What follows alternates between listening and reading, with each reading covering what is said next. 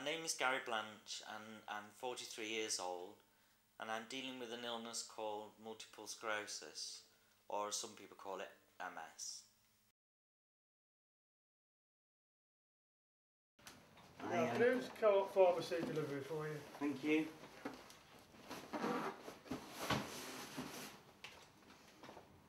Sign for me there. Date 16th of the 8th, 10. Fill your name just beneath, please. This is my prescription, and this is what the chemist, I order it online and then the chemist delivers it for me. This is in a big box because there's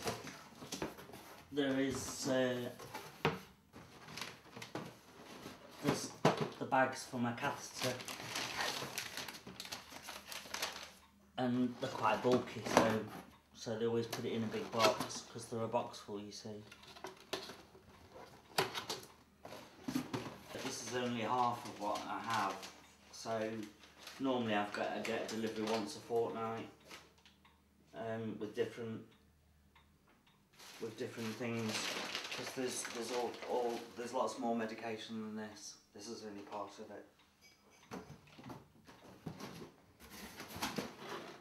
I'm doing my next 4 lots of tablets so that they're already ready for me to just take.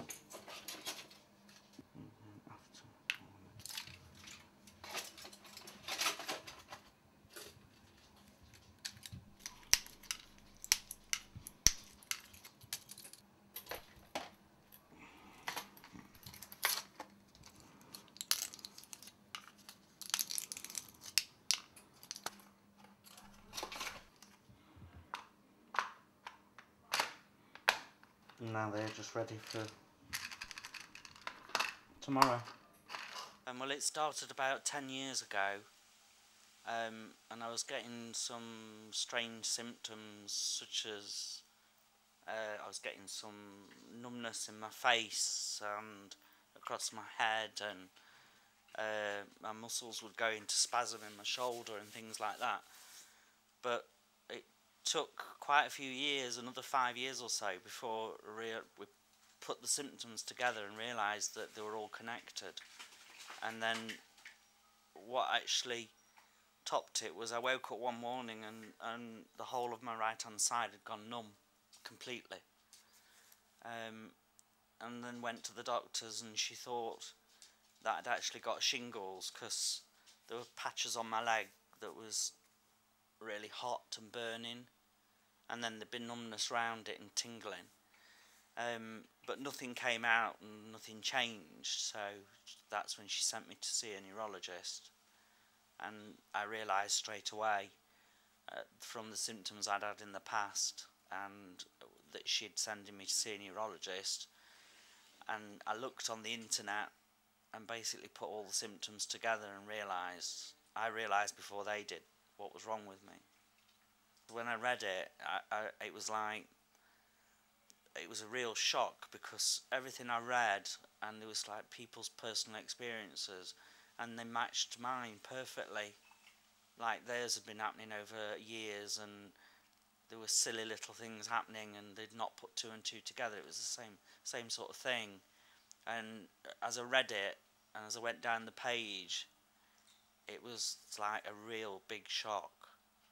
But the thing is I told like friends, some friends and family, that that's what I thought it was, but of course they don't want to believe the worst, and they sort of said, no, it's not, it can't be, don't worry about it. But I knew it was. I suppose probably it was coming on, but we didn't really notice it, because with working with horses and everything, you could have tiring weeks, long days really. And so, yes, Gary used to get tired, or it wasn't, up to going out, and you'd think, oh, he's had a bad week. So I suppose it was building up to it, and we didn't notice it. We just put it down to him having a long week. The diagnostic period is very long, and it's a lot to cope with, because there's no actual one test to tell that you've got MS. So it tends to take people 2 or 3 years to get diagnosed. So during all that time, you're left in limbo land, and you know there's something wrong, but you don't know what it is, and they won't tell you, because they're frightened of getting a wrong diagnosis. So they're reluctant to actually turn around and say, yes, you have got MS, until they're absolutely certain. And part of the diagnosing is actually monitoring you for a couple of years. So, but that also delays treatment, and your symptoms tend to get worse during that time. So at first, during that sort of period, it was quite bad, because I was quite frightened. They didn't diagnose me until I'd had a lumbar puncture. I had a MRI, which was positive, a positive history, and then I had a lumbar puncture, and that came back positive too. At the beginning, when I found out what everything was, and I was talking to my mum about it, and I broke down. I got really upset and broke down. And my mum just sat there, and she just changed the subject, and I was in bits, and she just changed the subject, and I can't get over it, and I can't really get past it with her. I think that was probably one of the worst parts, or the worst time of all, because I was still in that undiagnosed part of it, where you know that there's something wrong, and you know what's wrong, and I just felt as if I got no support whatsoever, and my mum doing that made it even worse. So it was like everything all at once, and I think that was the lowest point.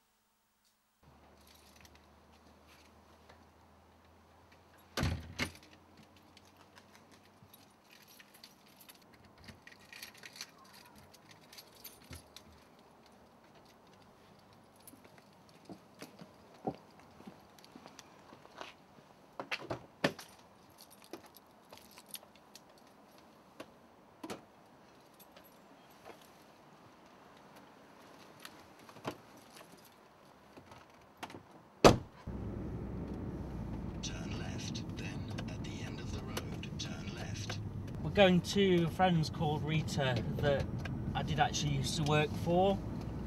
I used to teach at her riding school and livery yard for quite a few years, and it was quite a while ago now, but we still all keep in touch, and there's a group of us up there, and then every now and again we go out for lunch, and just to get together and just to catch up.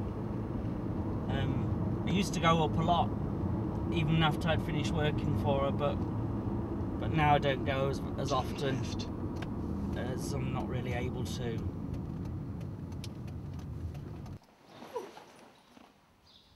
alright, they're so big I can't Yeah. do them.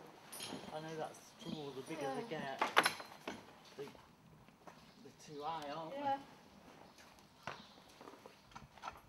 Alice is alright, we're going to do 5'10".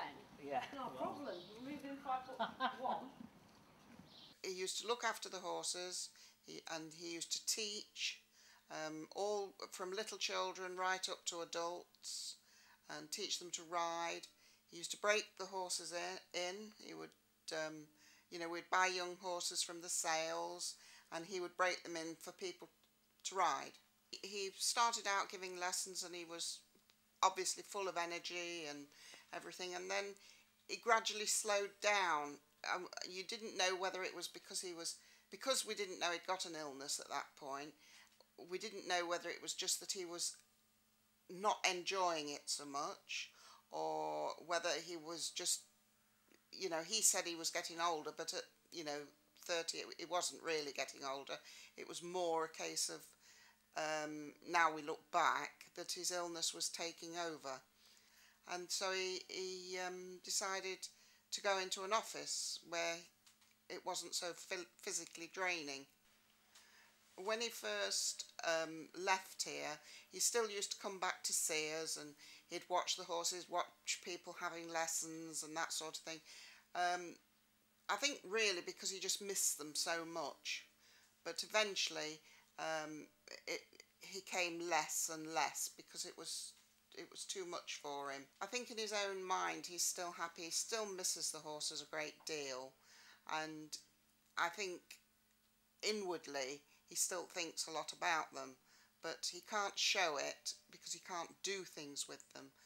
And whereas he used to always go to shows and things like that, he can't physically do that anymore. So his life is very different, but inwardly I think he's reasonably happy. Obviously he's going to have times when he's, you know, a bit more sort of depressed about it, but that's all part and parcel of the illness. I really did miss riding the horses and being with them and competing, because that was a really, really big part of my life. It was not just my job, it was my hobby, and I used to spend every day there really, and every day doing it. And when you've got your own horse, you know, it's a 24 hours, 7 days a week, so it's a big thing in your life.